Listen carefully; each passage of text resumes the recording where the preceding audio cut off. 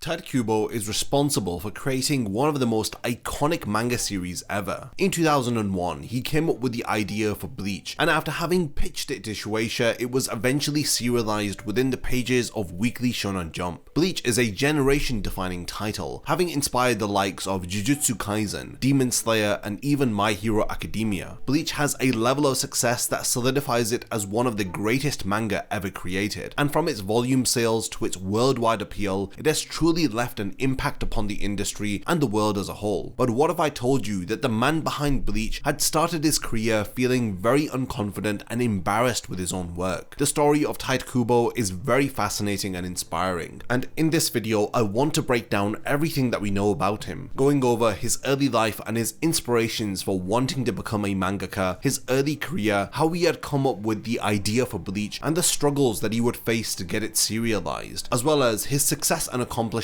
and the legacy and overall impact that he has had on the manga industry. I've spent a lot of time digging through almost every interview Kubo has ever done, separating the facts from the myths and misconceptions about the author of Bleach. So all of the information presented within this video is sourced from official interviews and credible articles, and you can find the links to all of my sources in the description of this video. So with all of that out of the way, let's dive into the life and work of Tite Kubo.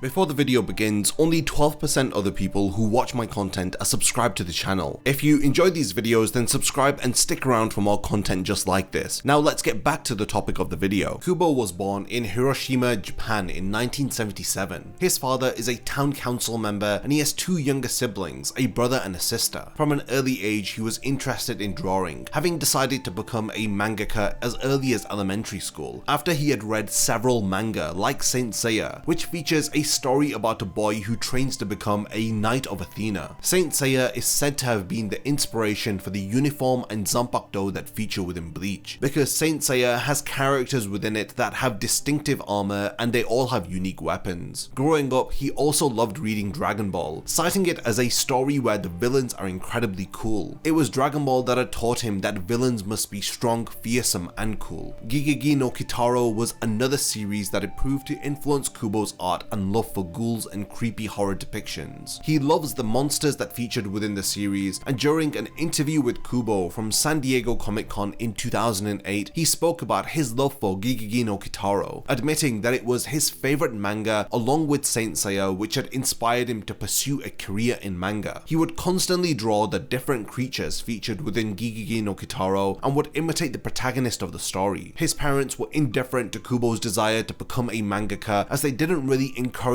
or discourage him. During the summer of his third year in high school, he had written his first manga, and he didn't have any knowledge of how to draw manga at the time. He ended up telling one of his teachers that he had wanted to become a mangaka, and after doing so, he was motivated to follow through with this goal, which had led him to submitting his first manga one-shot to Weekly Shonen Jump for a contest called the Pop Step Award. He didn't actually win this contest, but he did get through to the final round. Incidentally, he had received a phone call from one of the editors who was interested in working together with him. Kubo had initially declined the offer because he doesn't like working with others, but eventually he agreed to work with an editor from Weekly Shonen Jump. It was only after becoming a manga artist that Kubo would take an interest in other forms of art, like architecture and design, and he has also cited his love for brutalist architecture, which appears to have inspired the buildings and structures that feature within his own work. In 1996, after graduating from high school, he made his professional debut with a one-shot, which is a term that's used to describe a pilot chapter of a manga, and a one-shot is usually created to gauge if there is any interest in having this pilot fully serialized. Kubo's first proper one-shot was titled Ultra Unholy Hearted Machine. It was published in the pages of Weekly Shonen Jump in a special issue of Jump where experienced mangaka would create a new one-shot or a special chapter from their currently serialized work, combined with newcomers who would have to create an all-new one-shot. In 1996, the experienced mangaka won the first and second spot, while Kubo ranked in 4th place with his one-shot Ultra Unholy Hearted Machine. He was beaten by another newcomer at the time who had ended up being Ichiro Oda, who had submitted his One Piece pilot titled Romance Dawn. Ever since then, Kubo was slightly envious of Oda winning, and it seems like this had birthed a small rivalry between the two of them. His next one-shot was called Rune Master Urara, which was also published in 1996. But between the years of 1996 to 1998, while Kubo was releasing his one-shots, he was often scolded by the Jump higher-ups. Before the release of his second one-shot Rune Master Urara, he was called into Tokyo by Kazuhiko Torishima, the then editor-in-chief of Jump. If you don't know Torishima, he was the editor who was responsible for finding Akira Toriyama and helping him with Dr. Slump. He had also helped Toriyama to create the original concept for Dragon Ball. He is literally a legend within the world of manga. Kubo, along with his first editor, had met with Torishima, who had told him that his manga is not good enough. He had then slammed the first volumes of Dragon Ball and Fist of the North Star onto the table in front of Kubo, telling him to go home and read these and to write this kind of manga. Kubo had thought to himself, this bastard. It was apparent from the perspectives of the higher-ups at Jump that they just wanted Kubo to write the next big hit, similar to the two manga that Torishima had shown him. He never ended up reading these two volumes, as he was already well aware of them because of the popularity of Dragon Ball and Fist of the North Star. His third and final one-shot, titled Bad Shield United, had released in 1997. Bad Shield United was drawn after Kubo had struggled to find motivation to continue drawing. He just didn't feel like it during his early years. His superiors at Jump could see that he was talented, but they needed him to draw. They had allocated 45 pages within Weekly Shonen Jump to him, pressuring him to come up with something to draw. Kubo had noted that it was unusual for an artist to be given this many pages guaranteed for publication without prior having won one of the competitions held by Jump. They had also warned Kubo by saying that they would publish blank pages if he did not come up with something, and this is what had led to the creation of Bad Shield United. Now, these three one-shots served to hone and refine Kubo's art and skills. He stated that he had no prior experience or knowledge of how to draft manga, so these short stories made under the supervision of his editor had given him a crash course on the essentials of manga. Kubo admits he is bad at working in groups, so he decides to spend very little time with his assistants, but he has come to form friendships with his assistants over the years. Then at the age of 18, he was ready to submit a concept for his first serialized work, Zombie Powder. But before that, in 1998, Kubo didn't draw for an entire year, after which his editor had suggested that he prepare a chapter's worth of storyboards with the intention that it was going to be pitched for serialization. He prefaced all of this by saying that his series most likely will not get greenlit for serialization during the next editor's meeting. He had just wanted Kubo to try drawing again. He tasked him with this work so that Kubo could prove that he was still enthusiastic about pursuing a career in manga, despite the difficulty he was facing to just pick up a pencil and draw. When his storyboards for Zombie Powder were shown during the next editor's meeting, it was instantly approved for serialization. Now, this was far from the norm, because at least 3 chapters worth of storyboards need to be submitted in order to be considered for serialization. But Kubo evidently was very talented if he was serialized within the infamous Weekly Shonen Jump through only having submitted a single chapter worth of storyboards. He later had learnt that the decision was made so that they could bring Kubo to Tokyo and to just get him to draw. They wanted to get rid of his self-doubt and the lack of confidence that he has in his own work. Also, at the time, Kubo was rebelling against the Jump higher-ups by submitting his work close to the deadlines. With him now in Tokyo, they could keep an eye on him and make sure that he submits his chapters at least 1 week before publication. Many people say that Kubo had a troubled relationship with his editors, but from these early interactions, you can see that they really supported him and helped him to develop as a mangaka. Sure, they did push him, but it had resulted in him gaining the confidence to draw what he truly wants to. Kubo was struggling to draw because he was embarrassed by his own work and he didn't like what he was putting out. Ultimately, Zombie Powder had only run for 4 volumes, and his short stories that he had drawn before Zombie Powder had featured at the end of some of the collected volumes of Zombie Powder. Ultra Unholy Hearted Machine appears at the end of volume 2, Rune Master Urara appears at the end of volume 3, and Bad Shield United features at the end of volume 4. Kubo's author notes from the 3rd volume of Zombie Powder reveal a lot about his state of mind during the serialization of his first work. He says for certain reasons he was forced to start Zombie Powder. He describes describes himself as being in a shaky emotional state. At the start, he was so critical of his own work that he couldn't bear to look at it, even in its finalized state. It was only from the third volume of Zombie Powder that he was able to look at its own work. Now, while he says that he was able to look at what he has drawn, it doesn't mean that he was happy with it. In a later interview conducted in 2012 with Shonen Jump Alpha, Kubo says that he was not happy with Zombie Powder because he wasn't staying true to his own authentic style. Zombie Powder had taught him that he should follow his heart and draw what he wants to draw. He was holding back during his first serialization, and he wasn't used to the hectic schedule of a weekly manga artist, and he had used to pay way too much attention to his editor's comments, which had often overshadowed his own ideas. So after a 1-year break, Kubo had went on to release Bleach in 2001. However, this was easier said than done. During the creation process of Bleach, Kubo once again faced rejection and pressure from the editors of Jump, who didn't want him to forget what he had just learned, as they had pushed him to release his next work as soon as possible. Kubo was a prodigy, and the Jump editors knew this. His artistic talent as well as his ability to write interesting stories was there, but it needed refining, and for Kubo to build his own confidence with his own abilities. Everything that Kubo had learned up until this point was put into the creation of Bleach. A lot of the information from the early career of Kubo is cited from the 4th installment of the legendary manga artist special interview series, which was held in June of 2018. Now, this interview was conducted to commemorate the 50th anniversary of Jump, and the link for this is also in the description of this video if you want to read all of it. Let's now talk about all of the challenges that Kubo had faced coming up with Bleach and getting it serialized within Weekly Shonen Jump. Bleach is a story about a 15-year-old high school student called Ichigo Kurosaki who has the ability to see ghosts. It involves him acquiring the powers of a Shinigami and battling against menacing creatures called Hollows. Kubo's first work, Zombie Powder, was serialized for only 6 months before it was cancelled, so he didn't really get a chance to grasp the pacing of a story between chapters. Kubo admits there was a lot of trial and error at this time, but it had resulted in him gaining the ability to draw faster than ever. 1 year after the end of Zombie Powder, Kubo had earned a reputation of being a manga artist who just wouldn't draw. Because his first series was cancelled, Kubo wasn't given an opportunity to rest. His editors had told him that he needs to write another story or you will be forgotten. When his then editor had revealed to him that he has secured enough pages for a pilot chapter within Akamaru Jump, it would result in the publication of Bleach's pilot chapter. However, before this pilot chapter was published, we learned about Kubo's struggles to get Bleach serialized, as well as the creation process behind the series during the LA Times interview that was conducted with Kubo in August of 2008. Now, the concept for the story had started after Kubo had drawn a picture of a girl, who would later become Rukia Kuchiki, the girl responsible for giving Ichigo Shinigami powers. Kubo says that the first time that he had drawn Rukia, she wasn't wearing her black Shinigami attire. She was in fact wearing a black high school uniform and carrying a long, oversized scythe-like weapon. It was after drawing this scythe that he had the idea of making her a Shinigami. Kubo was planning and preparing for a future work by filling out a notebook with designs for potential characters that he could pick on and introduce into his next work. He used several characters from this notebook for the pilot Bleach chapter, and the theme of Shinigami was inspired by the protagonist of Gigigi no Kitaro, as well as his own fears of death and the afterlife. It is well known that Weekly Shonen Jump had rejected the original story concept for Bleach, which had discouraged Kubo, but he had received encouragement from Akira Toriyama, the creator of Dragon Ball, which had helped him to rework the concept for Bleach into the pilot that was later published. Now, a lot of people say that Toriyama helping Kubo is a rumor, but this information is cited from a LA Times interview with Kubo that had happened in August of 2008. This was when he had come to America for San Diego Comic-Con. The article isn't available on the LA Times website anymore, but it can still be accessed via the Wayback Machine, and I've linked it in the description of this video if you want proof that Kubo was encouraged by Toriyama. After reworking his concept of Bleach, the pilot one-shot chapter was published within Akamaru Jump. The rough outline for Bleach that Kubo had presented to Jump involved Ichigo wearing a suit and he was wielding a gun, which had led to him naming the series Snipe. However, when he had started to storyboard the series, he had ended up changing several elements, wanting his story to be unlike anything anyone has ever read before. He swapped out the suits for kimonos, the guns with katanas, and after all of these changes were made, the name Snipe was no longer appropriate, so he had changed the title of his pilot to Bleach at the very last moment. And this is because Bleach evokes the thoughts of the color white, which contrasts the black black uniform that is worn by the Shinigami. The pilot chapter of Bleach was actually advertised as Snipe, and this is how late into the creation process the title was changed. The pilot chapter for Bleach was a huge success after it had secured the #1 spot within the readers' popularity polls, and this had resulted in it being approved for serialization, and so began Kubo's second series, which he would come to be most well known for. Kubo's editors at the time had suggested that he should do a long-running story, but they quickly corrected themselves by saying